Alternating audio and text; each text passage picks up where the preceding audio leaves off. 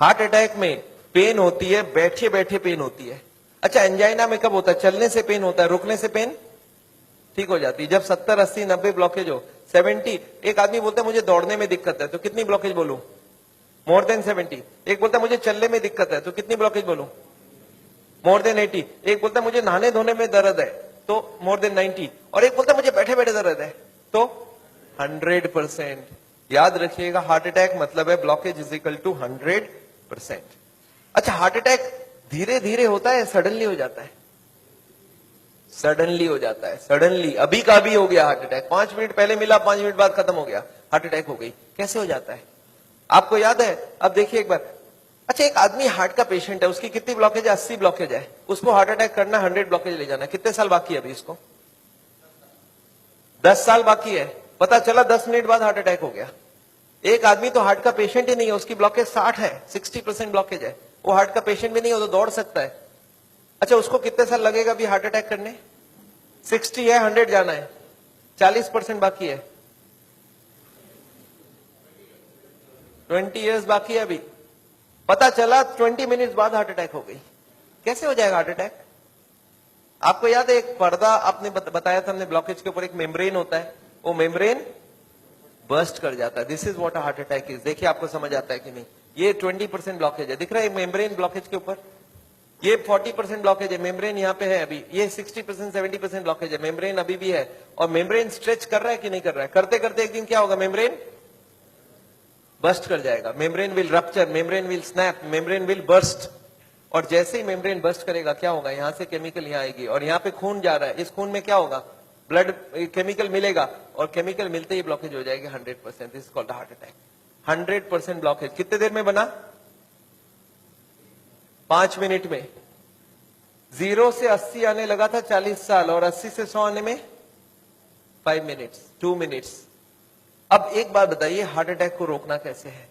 आपका दिमाग क्या बोल सकता है? मैं आपको समझाता हूं, एक एग्जांपल सोच लीजिए। एक नोट का गड्डी है, नोट का गड्डी समझते हैं? नोट की गड्डी में रबर बैंड लगा है, मैं हर दिन उसमें नोट घुसाए जा रहा हूं, और जब रबर बैंड टाइट हो गई तो आपको मैंने पूछा क्या करूं कि रबर बैंड ना फट जाए, तो आप क्या जवाब देंगे हमको? नोट घुसाओ मत। आप ये पूछेंगे सर अभी तक रबर बैंड फट गया क्या? मैं बोला नहीं, अभी तक नहीं फटी है। आप बोलिए एक काम करना, कल से नोट घुसाना मत, देखना फटेगा नहीं। ये काम बात ठीक लग रहा है कि नहीं लग रहा है आपको? घुसाना बंद करो। और मैं एक स्टेप और आगे जाता हूं कि कुछ नोट निकाल लो कि रबर बैंड ढीला हो जाए, अब फटने का क्या चांस है?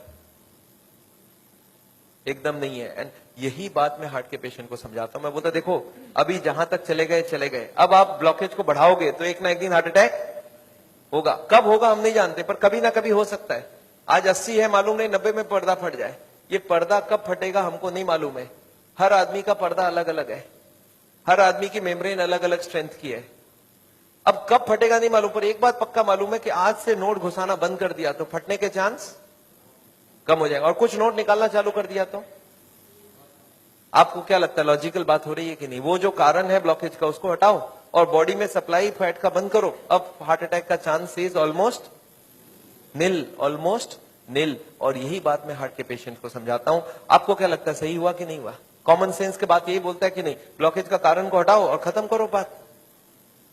तो ये है हार्ट अटैक रोकने का उपाय। मैंने देखा है बहुत सारे पेशेंट ये करते नहीं है, वो खाना पीना गलत खाते रहते हैं, दवाइयां खाते हैं। कार्डियोलॉजिस्ट को पूछ भी लेते हैं कि डॉक्टर साहब मैं आपसे दवाई ले रहा हूं तो आपके अंडर में हो गया ना? डॉक्टर बोलता है हाँ मेरे अंडर में हो। बोलता है डॉक्टर साहब कभी हार्ट अटैक हो जाए तो आप कहां मिलोगे? मैं अभी ब्लॉकेज बढ़ा रहा हूं, आप सिर्फ हमको बताओ हार्ट अटैक के वक्त आप। अच्छा, कार्डियोलॉजी भी बड़ा खुश रहता है, बोलता है मेरा मोबाइल नंबर रखना, जब भी हार्ट अटैक हो मुझे इन्फॉर्म करना और मैं आपको बताऊंगा कहां पहुंचना है, और मैं भी वहीं पहुंचूंगा, फिर आपको बचाने की पूरी कोशिश करूंगा। पर हार्ट अटैक के बाद, हार्ट अटैक के पहले करने का कुछ जरूरत? आपको क्या लगता है, सही बात हो रहा है गलत हो रहा है? अरे हार्ट अटैक के पहले ही रोक लो ना कि हार्ट अटैक। पर मैंने देखा आजकल ऐसा ही कुछ हो रहा है। Anyway I don't want that. अच्छा एक बात बताइए, ये जो पेशेंट है जिसका ब्लॉकेज बढ़ रहा है, ये सब जानता भी नहीं है क्या क्यों ब्लॉकेज बढ़ रहा है। कार्डियोलॉजिस्ट के पास जाए तो उसको बता देना चाहिए कि नहीं किस लिए ब्लॉकेज हो रहा है। अच्छा, अगर हार्ट के हॉस्पिटल में आप चले जाएं तो वो लोग भी यही सब बात करेंगे ना आपसे? क्या लगता है, हाँ या ना? वो लोग क्या बात करेंगे? उनके पास दो प्लान है, एक है बाईपास सर्जरी और एक है एंजियोप्लास्टी। अच्छा, इतनी कॉमन सी बात है, ब्लॉकेज का कारण को रोको, वो इसको नहीं बता के बाईपास एंजियोप्लास्टी क्यों बोल रहे हैं? आपको क्या लगता है? आगे पहले कॉमन बात बताओ, फिर तो बाईपास सर्जरी एंजियोप्लास्टी की बात करते हैं। वो लोग चाहते नहीं है ये सब ज्यादा, वो बोलते हैं भाई हमारी बाईपास की काम अच्छी। अच्छा, वो लोग कैसे ले जाते होंगे आपको उस तरफ, मैं आपको समझाना चाहता हूं कैसे ये सिस्टम बन गया कि वो बाईपास एंजियोप्लास्टी की तरफ चले जाते आदमी। मैं आपको समझाता हूं। एक आदमी है, ऑर्डिनरी आदमी है, खाने में खूब चर्बी खाता है, उसको क्या मालूम इससे ब्लॉकेज होता है, सिगरेट उगरेट पी रहा है। एक दिन चलते चलते वो देख रहा है जब मैं स्पीड लेता हूं मेरे को यहाँ पे दर्द हो जाती है, फिर मैं रुक जाता हूं दर्द ठीक हो जाती है। कितनी ब्लॉकेज है? 80। चलने में स्पीड लेते ही दर्द हो रहा है, जब वो दादर चढ़ता है, सीढ़ियां चढ़ता है, उसको दर्द होता है। तो कितनी ब्लॉकेज हो गई? 80। अच्छा, वो बताएगा क्या किसी को? सोचता है कि अभी तो मैंने फील किया है, अगर घर में जाके बता दूंगा घर वाले परेशान हो जाएंगे। एक तो ऐसे ही वो परेशान है, इतने सारे कॉम्प्लिकेशन है घर पे, और मैं ये भी बता दूं तो झंझट हो जाएगा। बताता नहीं है। कितने दिन तक नहीं बताता है? 2, 4, 6 महीने तक वो खींचता रहता है। क्या करता है? जब भी स्पीड लेने का काम होता है बोलता है मैं धीरे धीरे जाऊंगा, आप छोड़ दो, जाने दो। जब दादर चढ़ना होता है तो धीरे से चढ़ता है, सामान उठाना होता है नहीं उठाता है, पर धीरे धीरे पता चल जाता है। एक दिन वाइफ बोलती है आप स्पीड में चलिए, पेशेंट बोलता है मेरे से स्पीड नहीं चला जाता है। बोला क्यों? बोलता मेरे को यहाँ दर्द होती है। वाइफ बोला आपने कभी बताया नहीं? बोलता नहीं, वो तो थोड़े दिन से हो रहा है ना, कुछ दिनों से। वाइफ अब छोड़ देगी वाइफ या नहीं छोड़ेगी? वाइफ बोलती है चलो कल डॉक्टर के पास जाएंगे। तो लोकल कार्डियोलॉजिस्ट के पास पहुंच गए।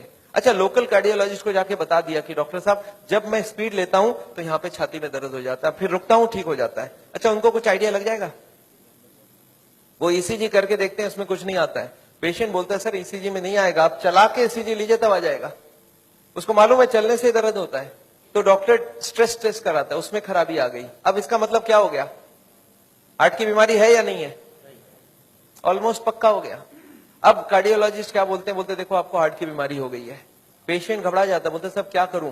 बोलते एक काम करो, मैं एक हॉस्पिटल का नाम लिख के देता हूं, उसमें चले जाओ, और एक कार्डियोलॉजिस्ट का नाम लिख के देता हूं, उसके पास चले जाना, और वहां पे वो जाके एंजियोग्राफी करेंगे, उससे पता चलेगा ब्लॉकेज है या नहीं है, और उसके बाद वो बाईपास सर्जरी एंजियोप्लास्टी जो भी बोलेंगे वो सब करवा लेना। पेशेंट बोलता है इसका मतलब वो सब करा लो। बोला हाँ, जो भी निकलेगा उस हिसाब से करा लेना। पेशेंट बोलता है सर और कोई बात? बोला एक काम कर देना मेरा, उनको बता देना मैंने ही आपको वहां पे भेजा है। अच्छा, इसका भी कुछ फायदा है ना? अच्छा, अब आप कहां चले गए नेक्स्ट डे? पेशेंट पहुंच गया हार्ट के हॉस्पिटल में, कार्डियोलॉजिस्ट को बता दिया कि मैं स्पीड लेता हूं, मेरे को छाती में दर्द होता है। कार्डियोलॉजिस्ट को कुछ समझ आ गया क्या? उनको बहुत अच्छे से समझ आ गया, एक नया पेशेंट आ चुका है। अच्छा, वो बोलते नहीं ऐसा, वो क्या बोलते हैं? वो बोलते हैं मेरे को डाउट है ये ब्लॉकेज है या नहीं है। अच्छा, पेशेंट खुश हो जाता है। पेशेंट बोलता है वो डॉक्टर तो मेरे को डरा ही दिया था, बोलता हार्ट की ब्लॉकेज है, और ये बड़ा डॉक्टर ये बोलता है मेरे को डाउट है। पेशेंट बोलता है मेरे को हार्ट की बीमारी हो ही नहीं सकता।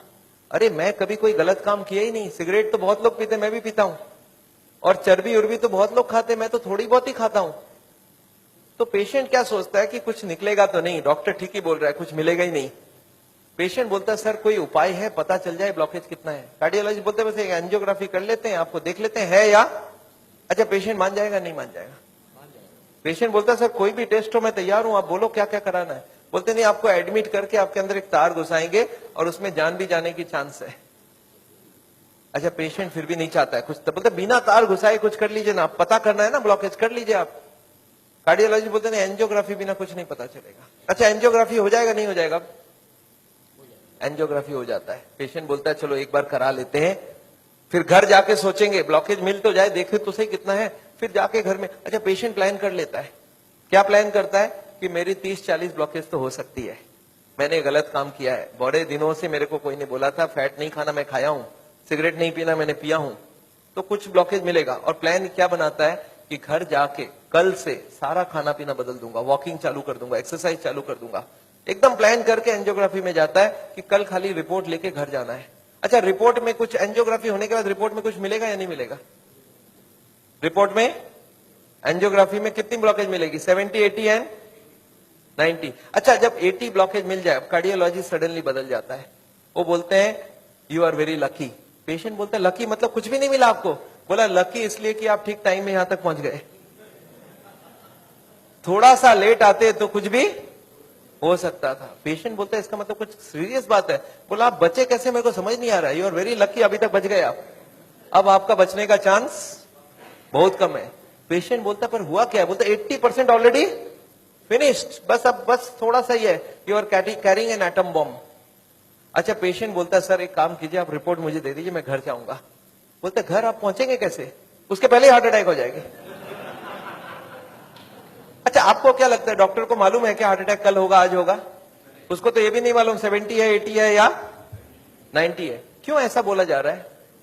To create a fear. और फियर से क्या होगा फिर? ऑपरेशन के लिए इमीडिएटली, बहुत सारे लोगों को इतना बोलने का जरूरत ही नहीं हो तो इमीडिएट तैयारी हो जाता है।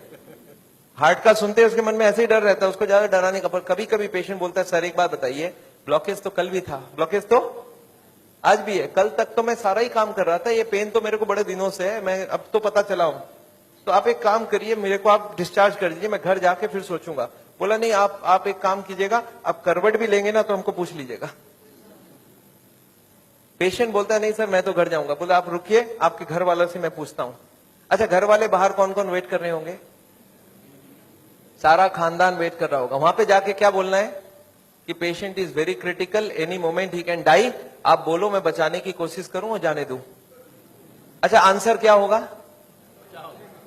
वाइफ क्या बोलेगी कि जिंदगी भर इन्होंने मेरे लिए किया, आज मेरे को चांस मिला, आज तो मैं ऑपरेशन। वाइफ बोलती है कोई चीज का भी कोई भी कंजूसी हमें नहीं करना है, इनको तो बचाना। अच्छा, बेटा मानेगा कि नहीं? एक बेटा बड़ा समझदार होता है, बोलता है डॉक्टर को, डॉक्टर साहब एक बार बताइए, मैंने सुना है कोलेस्ट्रॉल की वजह से ब्लॉकेज होता है, इनका कोलेस्ट्रॉल हाई है, तो क्या करूं कि कोलेस्ट्रॉल कम हो जाए? खाने पीने में क्या क्या चेंज लाना चाहिए? अच्छा, कार्डियोलॉजिस्ट मान जाएंगे इनसे बात में? वो बोलेंगे you are wasting my time, he is dying and you are talking all this rubbish. अच्छा, तब तक और जितने परिवार वाले बोले नहीं नहीं ऑपरेशन होना ही चाहिए। मेरे एक पेशेंट थे, बोले डॉक्टर साहब मेरे साथ पूरा ऐसे ही हुआ, मैं तो खाली एक बार टेस्ट कराने गया था और उसके बाद वो ऑपरेशन करके ही भेजे मेरे को वापस।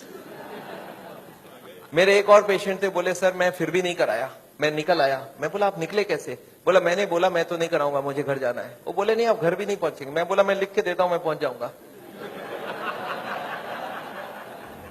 फिर मैंने लिख के भी दे दिया, फिर भी वो जाने नहीं दिया। फिर मैंने लास्ट बोला, मैंने बोला देखो मैं करने तैयार हूं, पर प्रॉब्लम है मेरे पास पैसे नहीं है, आप फ्री का कोई ट्रीटमेंट हो तो करवा डालो। तब इन्होंने बोला कोई प्रॉब्लम नहीं है, आप घर चले जाओ। फिर मैं जब घर जाने लगा तब फिर से बुलाया उन्होंने, बोला अब आप एक बार बताओ ये इतने पैसे आप कितने दिन में इकट्ठा कर सकते हो? तब मैंने बोला देखिए मुझे प्रॉपर्टी बेच के आना होगा, 2 महीना लगेगा। फिर मुझे 2 महीना उन्होंने टाइम दे दिया। बोला अब कोई प्रॉब्लम नहीं है, 2 महीने बाद ही ऑपरेशन होगा। आपको समझ आ रहा है ऑपरेशन कब रुक सकता है? दिस इज, मैं ये नहीं बोलूंगा सारे जगह एग्जैक्टली यही हो रहा है, पर इसका ही कुछ छोटा मोटा रूप ये हॉस्पिटल का सिस्टम है। पर एक बात मैं जानता हूं, हॉस्पिटल को ये चॉइस देना चाहिए पेशेंट को। देखो the blockage is so much so much so much, these are the reasons.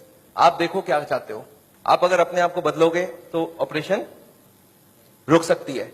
आप नहीं बदलना चाहते हो तो मैं ऑपरेशन कर दूं, उसके बाद जाके बदलने का कोशिश करो। But the hospitals don't give chance. उनको मालूम है ये एक मौका है, ऑपरेशन कर लेते हैं, बट उसके बाद भी उनको यही करना पड़ेगा। लाइफस्टाइल चेंज तो पेशेंट को फिर भी करना पड़ेगा। मैं जानता हूं हार्ट के पेशेंट्स को मैं 3 चीज देखते दिखाऊं, एक तो दवाइयां हैं, एक बाईपास और एक एंजियोप्लास्टी। ये दवाइयां मैं आपको एक बार समझाना चाहता हूं दवाइयां क्या काम करती है, और another 10 minutes I will take. देखिए ये ट्यूब है जिसमें कोई ब्लॉकेज नहीं है और ये 80-90% ब्लॉक है, दिख रहा है आपको? अब ये पेशेंट को चलने से दर्द होता है, एक दवाई ऐसी है जो दवाई देते ही ये दर्द कम हो सकती है। कौन सी दवाई है? सॉर्बिट्रेट। नाम सुना आपने? क्या करता होगा सॉर्बिट्रेट? देखिए क्या करता है Sorbitrate. This what is the action of Sorbitrate. क्या हुआ? ट्यूब चौड़ी हो गई, ब्लॉकेज वहीं की वहीं रह गई, ट्यूब चौड़ी हो गई, ट्यूब थोड़ा फैल गया, फैलते क्या हो गया? ब्लड सप्लाई बढ़ गई। पेशेंट बोलता है मुझे अब कोई दिक्कत नहीं है, पर ये दवाई का असर रहेगा 8 घंटे बाद, तो 8-8 घंटे में एक सॉर्बिट्रेट देनी पड़ेगी। एक पेशेंट मेरे को बोला मैं सॉर्बिट्रेट नहीं लेता हूं, मैं मोनोट्रेट लेता हूं। मैं बोला वो भी सॉर्बिट्रेट का ही भाई है। तो ये जितने भी सॉर्बिट्रेट है उनका नाम मैं आपको दिखा सकता हूं। These are all kinds of sorbitrate and all. ये सब दवाई हम लोग दे देते हैं। सॉर्बिट्रेट, इस्मो, एसोडिल, मोनोट्रेट, नाइट्रोफिक्स, एंजिसेड, इमडूर, वेंजिकॉर, वेसोट्रेट, मोनोट्रेट, सॉर्बिट्रेट, मोनोसॉर्बिट्रेट, नाइट्रोकंटीन, वेसोप्रीन, मोनोस्प्रीन, इस तरह की दवाइयां हम हार्ट के पेशेंट्स को दे देते हैं। एनीवे दवाइयां बहुत सारे तरह के मिलती है। एक होता है हार्ट की ऑक्सीजन की जरूरत को कम कर देता है, इसको बोलते हैं beta blocker, calcium channel blocker, फिर एस इनहिबिटर, ऐसे करके बहुत सारी गोलियां हम लोग हार्ट के पेशेंट्स को दे सकते हैं। I am not going to go into that detail.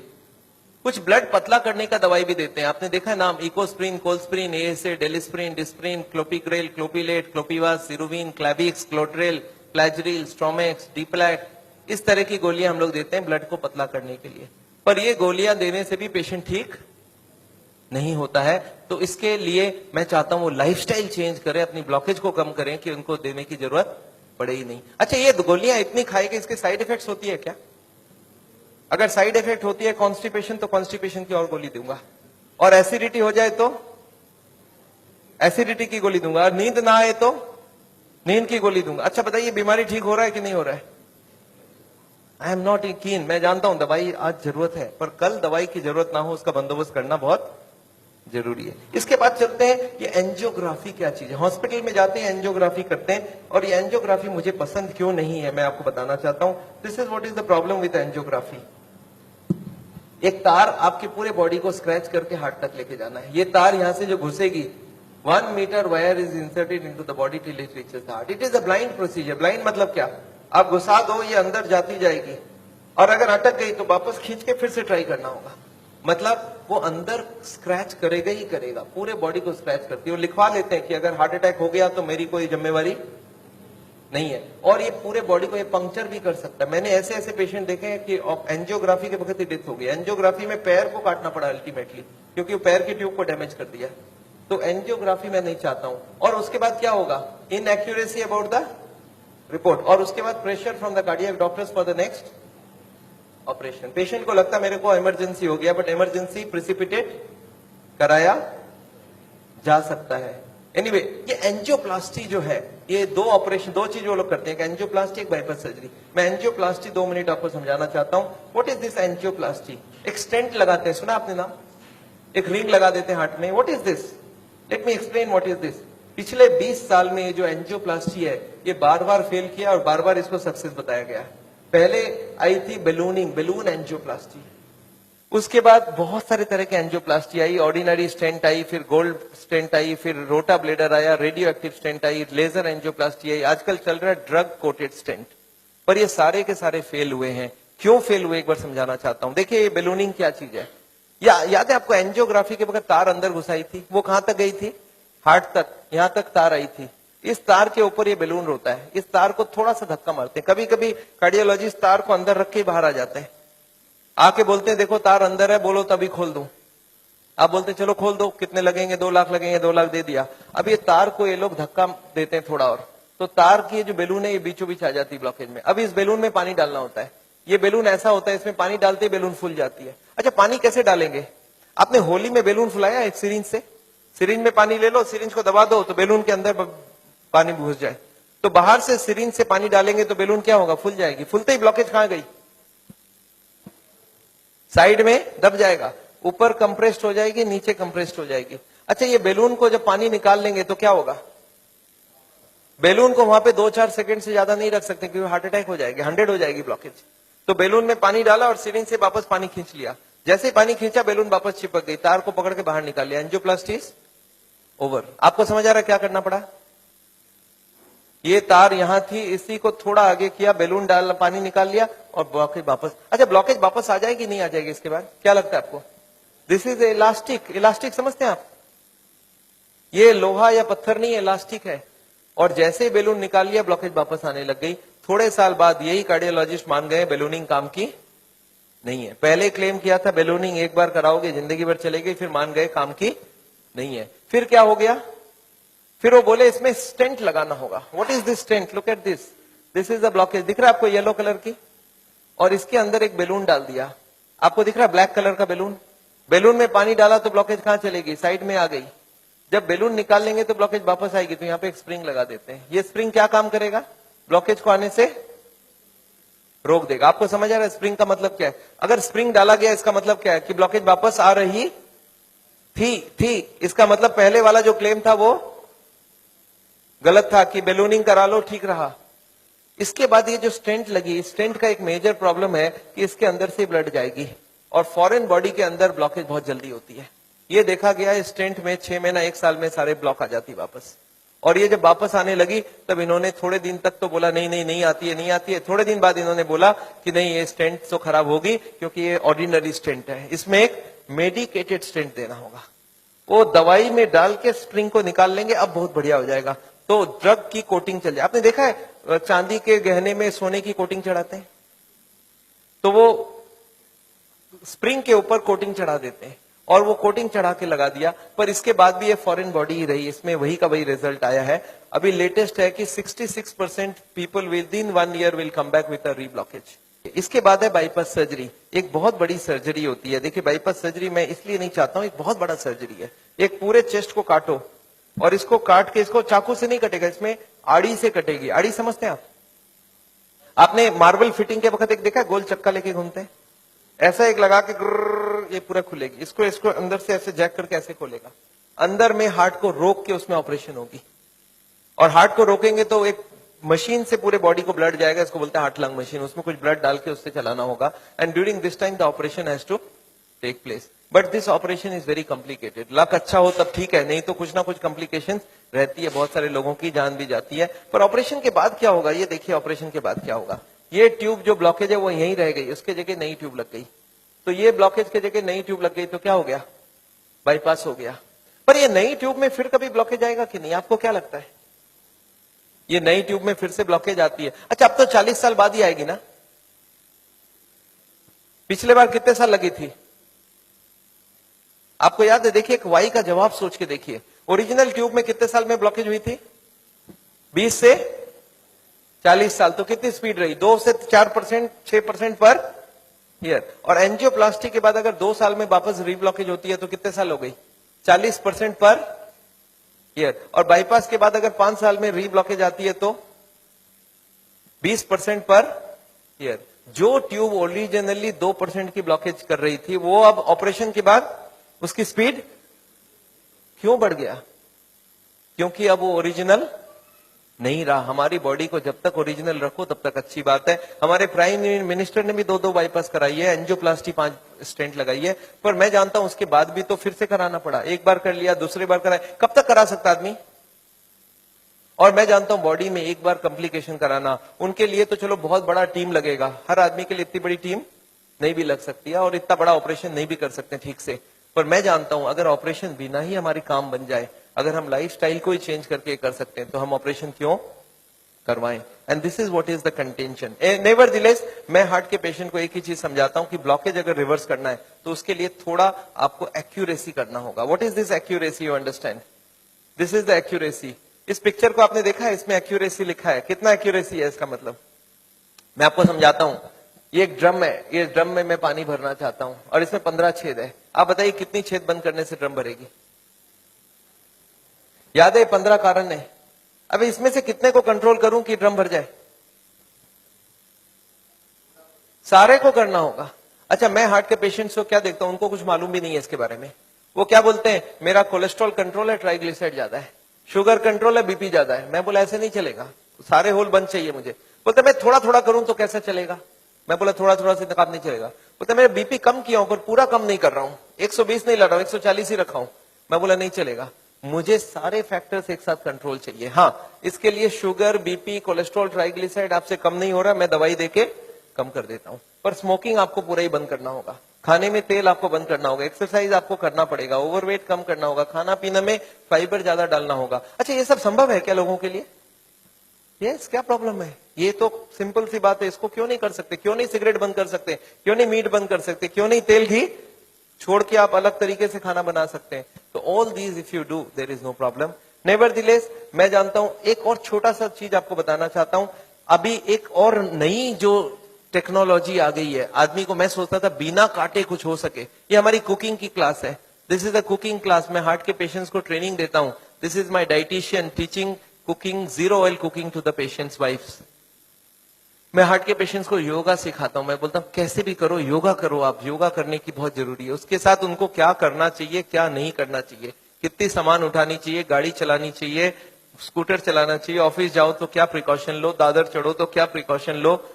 आगे कौन सी योगा करो, कब तक करो, कौन सी मेडिसिन लो, कब तक लो, एंड फॉर दिस हाँ मैं एक मैगजीन भी निकालता हूं, इसका नाम है साउल टाइम्स। ये मैगजीन मैं हर महीने निकालता हूं, दिल्ली से निकलती है, हिंदी और इंग्लिश में। अच्छा, आपको एक फॉर्म दिया गया है क्या? ऐसा देखिए तो, have you got a form like this? ये फॉर्म में अगर आप अपने नाम एड्रेस भर के देंगे तो आपको ये मैगजीन आगे आपको मिलता रहेगा हर महीने, हिंदी में इंग्लिश में दोनों में मैगजीन है। और इसके साथ एक छोटा सा और क्वेश्चन ये रखा है कि यहाँ पे अगर हम लोग ऐसा कोई कैंप करवाएं तो how many people will be interested to join such a camp? 1 दिन का या 2 दिन का ऐसा एक कैंप अगर हम करवाएं तो कोई इंटरेस्टेड हो तो प्लीज फिल इट अप। मेरे को लोग बोलते हैं डॉक्टर साहब इतनी सारी बातें अगर कैसे याद रखूंगा, मैंने बहुत मोटी मोटी किताब लिखी है। आदमी बोलता है सर छोटा सा कुछ दीजिए ना कॉपी, तो मैंने एक ऐसी किताब बनाई है जिसका नाम है पॉकेट गाइड। एक 30 रुपीज की किताब है, कोई 2 घंटा बैठ के पढ़ ले तो जितनी बातें मैंने बताई है सब इसमें लिख के रखा है। So this book I have brought over here. मेरे ख्याल से बाकी बुक्स तो मैं नहीं ला सकता हूं क्योंकि hundreds of books are there, तो मैं ये बुक लाया हूं। कोई को लगता है कि मैं पढ़ना चाहता हूं और कोई को पढ़ाना चाहता हूं, हार्ट के पेशेंट को जरूर पढ़ाइए। 30 रुपीज की गिफ्ट होती है, you can give it to anybody and they will learn things from the book. तो ये बहुत जरूरी है। मैं जानता हूं, मैं ये मैगजीन पिछले 10 साल से रन करता हूं and it is gone all over the world. मैं एक नई टेक्निक आपको इसी वक्त बताना चाहता हूं। There is a new machine which has come which can open the collaterals. देखिए कोलैटरल्स का क्या मतलब है, ये ब्लॉकेज है। बाईपास सर्जरी में क्या करते हैं, एक नई ट्यूब लगा देते हैं। इसमें क्या करते हैं, जो हार्ट की ये ब्रांच है और ये ब्रांच है, इनको जोड़ देते हैं आपस में, and there are so many small tubes, जो इसको जुड़ जाए तो ब्लड यहां से आने लगे। ये जो छोटे छोटे ट्यूब है, ये मैंने बोला था स्पोर्ट्समैन चालू करके रखते हैं, और स्पोर्ट्समैन चालू कर दिया तो क्या हो गया, उसके पास 2 सप्लाई हो गई, एक तो ये ओरिजिनल है और एक साइड वाली भी है। इसको बोलते हैं कोलैटरल। बैंक में आपने लोन लेते हुए देखा है कभी? कोलैटरल्स बोलते हैं। कोलैटरल मतलब क्या, कि ये फेल हो जाए तो दूसरा कोई होना चाहिए। तो ये कोलैटरल्स भगवान ने हमें देके रखा है। ओरिजिनल तो था ही था, एक कोलैटरल भी देके रखा, कभी ये फेल हो जाए तो ये चालू करना। अच्छा, ये अगर चालू हो जाए बिना ऑपरेशन के तो इससे अच्छा कुछ नहीं हो सकता। And this is a new machine, new technology which has कम। देखिए हमारे मेडिकल साइंस की टेक्नोलॉजी बिना कांटे वाली टेक्नोलॉजी है।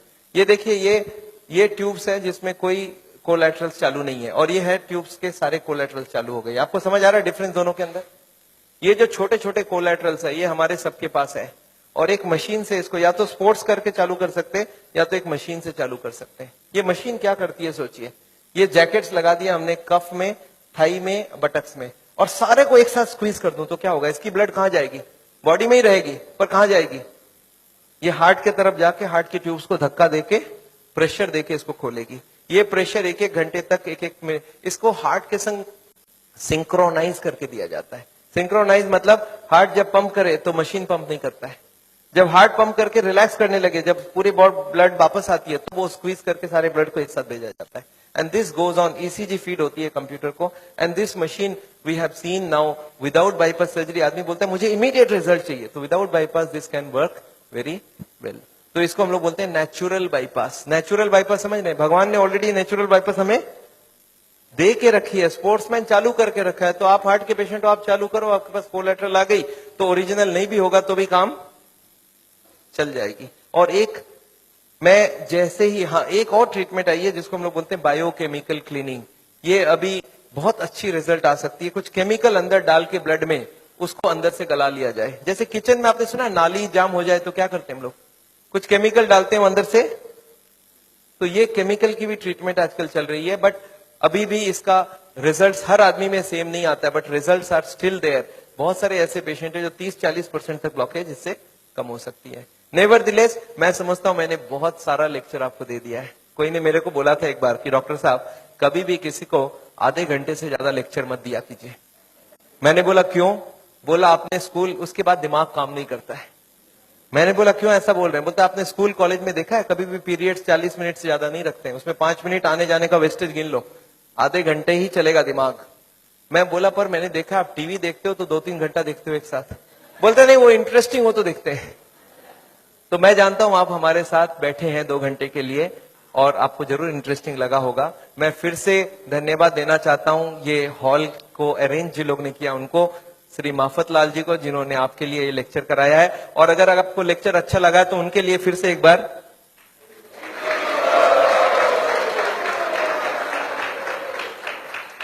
एनीवे मैं जानता हूं मैंने लेक्चर तो खत्म किया है और मैं चाहता हूं कि आपके पास अभी भी कुछ क्वेश्चंस जरूर होंगी। मैं कैंप भी करता हूं और मेरी बंबई में जुहू में एक क्लिनिक भी है जहां पे हर वक्त डॉक्टर है और ये मशीनें वगैरह भी है। तो आपको अगर कभी कोई जरूरत पड़े तो आप हमारी किताबें जरूर पढ़िएगा और ये छोटी वाली किताब भी पढ़िएगा। अगर आपके पास कोई क्वेश्चंस हो, क्वेश्चंस के लिए माइक है हमारे पास। So if you have questions I would want you to ask the questions and I would like to answer the questions. You not covered the effect of the alcohol. Yes, very important thing, alcohol. मैं आपको बता दूं alcohol heart के लिए कभी अच्छी नहीं है। We don't recommend alcohol for the heart patient. क्यों? अल्कोहल में ग्लिसरॉल होती है और ग्लिसरॉल से ट्राइग्लिसराइड का रिश्ता होता है। ट्राइग्लिसराइड ग्लिसरॉल होता है उसमें भी। तो अल्कोहल में एल्डिहाइड ग्रुप है और ग्लिसरॉल में एल्डिहाइड ग्रुप है और ये दोनों एक दूसरे से एक्सचेंज हो जाती है। जब भी कोई अल्कोहल ले तो उसका ट्राइग्लिसराइड 40-50 तक बढ़ जाती है। तो अल्कोहल कभी हार्ट के लिए अच्छा है ही नहीं। पर अल्कोहल से एक अच्छाई होती है हार्ट में, वो है एचडीएल बढ़ जाती है। तो हार्ट के पेशेंट्स क्या चाहते हैं मालूम है? बोले एचडीएल की बात करो, ट्राइग्लिसराइड की बात ना करो। अरे मैं कैसे बात ना करूं? एक चीज अच्छा एक खराब है ना, तो मैं दोनों को ही बात करूंगा ना। अच्छा, अल्कोहल में एक ही खराबी है और भी खराबी है। मैं आपको गिनाता हूं अल्कोहल की खराबी। एक तो अल्कोहल से स्टोमक खराब हो जाता है, गैस्ट्राइटिस हो जाता है, लीवर खराब होता है, इसको बोलते हैं सिरोसिस ऑफ द लीवर। सुना आपने नाम? अच्छा, अल्कोहल से नर्वस सिस्टम खराब होती है। आपने सुना है अल्कोहल पी के एक्सीडेंट करके लोगों को मार डाला लोगों ने? सुना है ऐसा? तो अल्कोहल से पैसे भी खराब होते हैं, आपको मालूम है क्या? अच्छा, अल्कोहल से एडिक्शन होता है, ये बात मालूम है आपको? एडिक्शन मतलब क्या है? जिसको अल्कोहल पीने की आदत पड़ जाए वो मारपीट करके भी अल्कोहल पिएगा, हर दिन पिएगा। एक आदमी मेरे को बोला सर सबको ही नहीं होता है ऐसा। मैं बोला जो जो हो चुका है उसको जाके पूछो कि आप जब शुरू किए थे तब हर दिन पीते थे क्या? बोलते नहीं, मैं तो पहले एक ही बार पीता था, कभी जिंदगी में एक बार पिया पहली बार, फिर महीने में एक बार पिया, फिर हफ्ते में एक बार पिया, फिर हफ्ते में 3 बार पिया, फिर धीरे धीरे अब हर दिन पीने की आदत हो गया है। तो कौन गारंटी दे सकता है आप उसी एडिक्शन में नहीं जाओ? अल्कोहल में परिवार को बड़ा टेंशन रहता है, वाइफ सबसे ज्यादा दुखी होती है।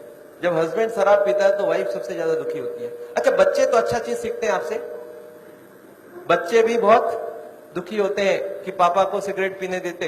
दो ही होता है, बच्चा दो ही काम करता है, या तो पापा की तरह पीना चालू करता है या तो पापा को जिंदगी भर नफरत करता है, क्योंकि उसको अल्कोहल या तो पसंद हो जाएगा तो वो पीना चालू कर देगा, वो भी बिगड़ेगा। अच्छा, मेरे को कभी कभी लोग बोलते हैं सर पर मैंने देखा है कार्डियोलॉजिस्ट बोलते हैं थोड़ा बहुत पिया करो। मैंने बोला अच्छा एक काम करना, उस कार्डियोलॉजिस्ट को जाके पूछना कि सर ये अच्छी चीज है क्या? बोला हाँ अच्छी चीज है, तब ना हमको बता रहा है। मैं बोला उसको पूछना कि अपने बेटे को और अपनी बीवी को पिलाना चालू किया क्या हर दिन?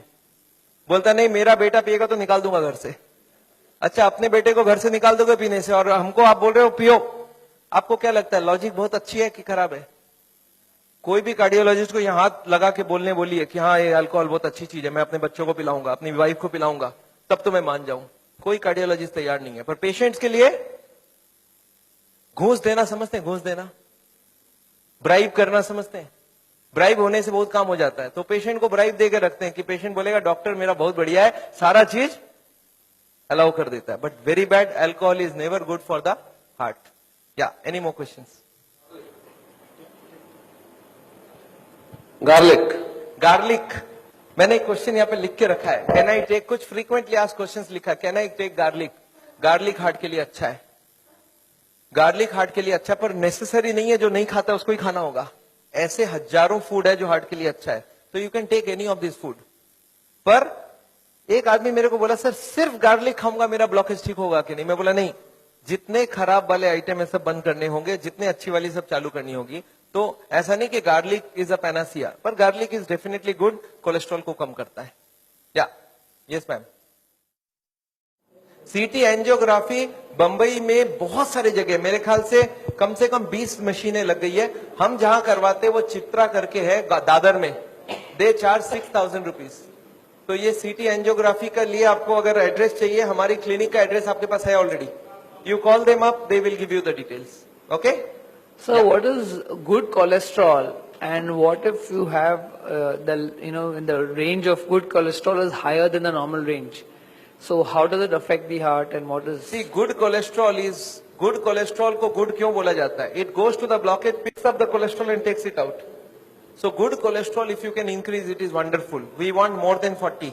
तो गुड कोलेस्ट्रॉल बढ़ाने का कोशिश करिए, और इसके लिए बाजार में नहीं मिलता है। आप हमको ये नहीं बोल सकते सर 2 किलो मेरे लिए मंगवा दीजिए। गुड कोलेस्ट्रॉल आपकी बॉडी बनाएगी अगर आप खाना पीना ठीक रखेंगे So तो। is good cholesterol anyways related to fat also? I mean, It is coming from fat plus protein. Hare Krishna, Prabhuji. This is Dr. Anuj here. I have done lot of your patients. I have done echoes of those patients at Chitra Scan. Okay. And let me tell you, I'm a cardiologist and I really loved your lecture. It's Thank you, sir. an amazing talk that you gave. And I pray that we do something together with all the malpractice. I'm very much aware of what is going on. And